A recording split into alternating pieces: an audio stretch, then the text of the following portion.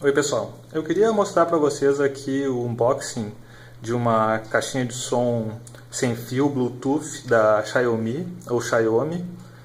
Eu comprei no site da Gearbest, chegou em mais ou menos 45 dias no Brasil.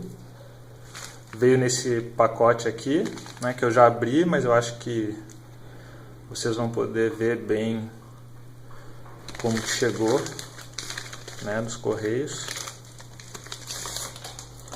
Veio nesse plástico aqui, nesse plásticozinho que eu já tirei.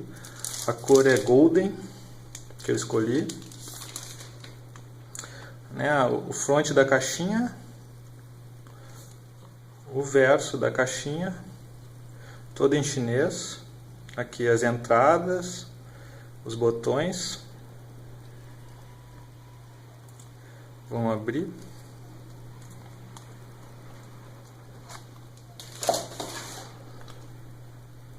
Vem dentro desse outro plástico o manual. Manual só em chinês, todo em chinês. Não tem manual nem em inglês e muito menos em português. Mas é bem simples, eu achei bem fácil de mexer.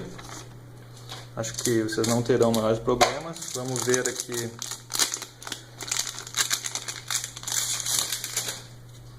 os botões, né? Play, pause, ligar, desligar, para aumentar e diminuir o volume, ir para frente e para trás. Aqui eu acho que liga e desliga o Bluetooth e tem esse símbolo da bateria aqui que eu ainda não entendi direito.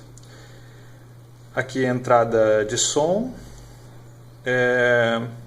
entrada micro USB para carregar.